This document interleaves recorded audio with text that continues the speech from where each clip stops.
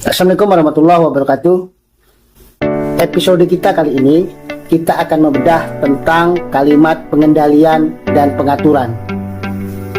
Dua kata yang dianggap sama padahal berbeda ilmu. Saksikan, jangan kemana-mana di channel Rumah Kereta Api.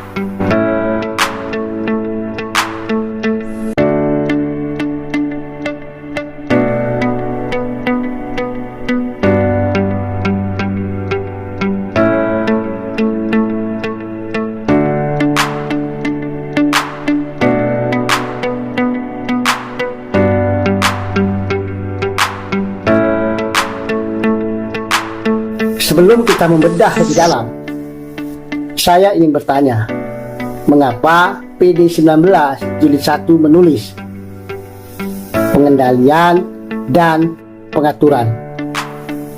Kenapa tidak memilih salah satunya saja? Bukankah keduanya sama-sama berarti mengatur?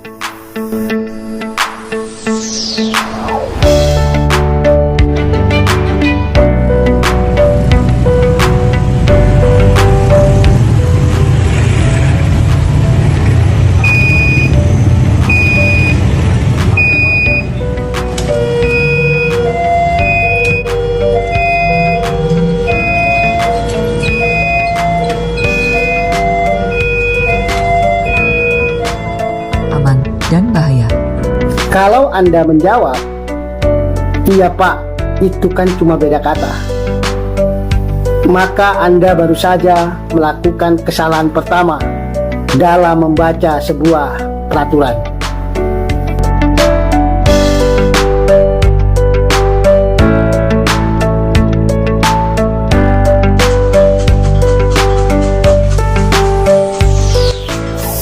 Bahasa hukum, bahasa teknik, dan bahasa operasi tidak mengenal yang namanya sinonim.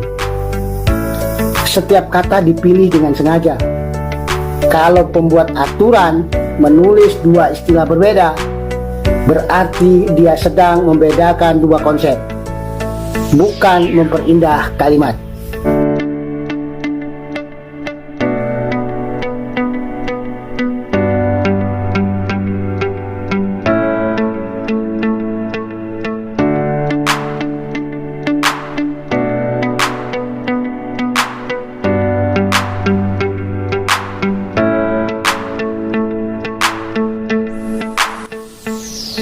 Sekarang saya akan bertanya, apakah polisi lalu lintas sedang mengendalikan kendaraan Anda?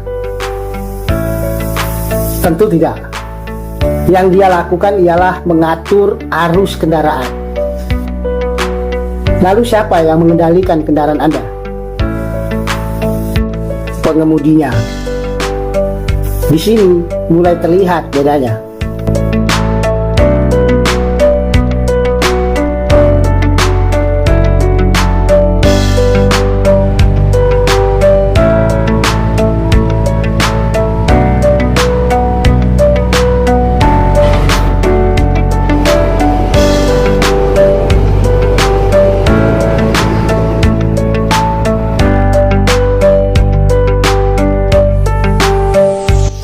Pengaturan berbicara tentang siapa melakukan apa, kapan, dan dalam urutan bagaimana.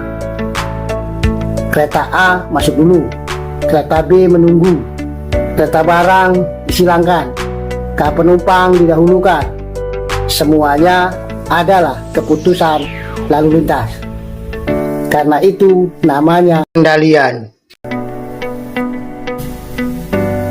Fokusnya bukan bahaya, fokusnya adalah flow.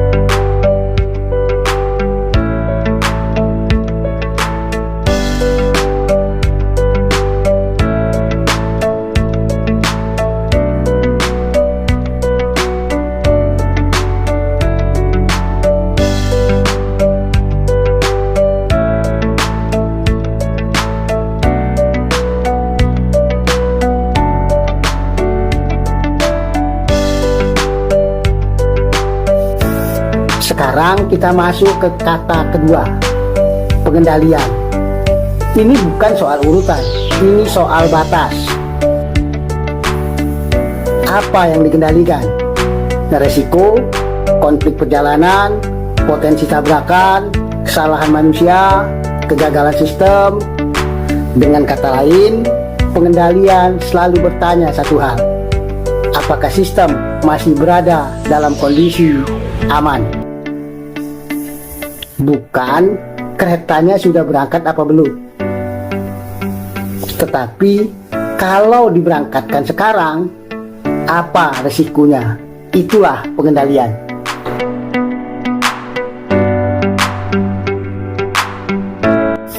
Dalam operasi kereta api, kereta berjalan tujuannya adalah selamat. Itulah tujuannya. Kalau hanya mengejar perjalanan, semua orang bisa melakukannya. Tetapi menjaga perjalanan tetap aman, disitulah profesionalisme diuji. Sekarang perhatikan baik-baik. PD19 tidak menulis pengaturan dan pengendalian, tetapi PD19 menulis pengendalian dan pengaturan. Mengapa urutannya demikian? Karena pembuat aturan sedang menyampaikan filosofi. Dalam ilmu operasi, keselamatan selalu mendahului kelancaran. Artinya, sebelum Anda berpikir kereta mana yang akan Anda berangkatkan dahulu, Anda harus menjawab lebih dahulu, apakah aman kereta ini untuk diberangkatkan. Kalau jawabannya belum aman, maka tidak ada pengaturan yang boleh dilakukan.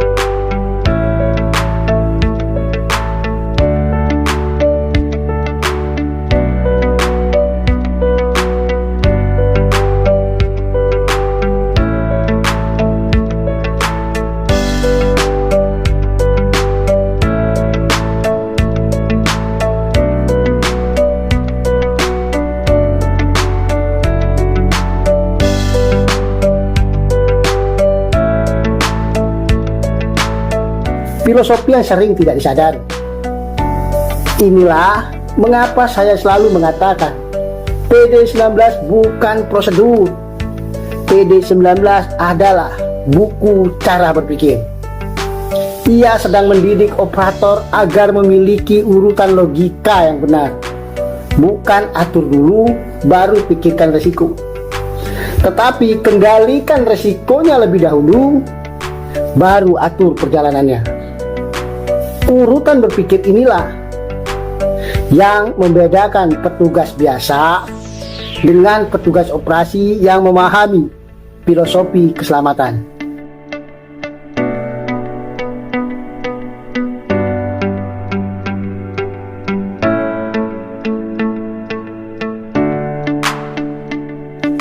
Sekarang saya ingin Anda mengingat satu kalimat. Pengaturan membuat kereta bergerak. Pengendalian memastikan kereta yang bergerak itu tidak membahayakan siapapun. Makanya patuh sama pengendali.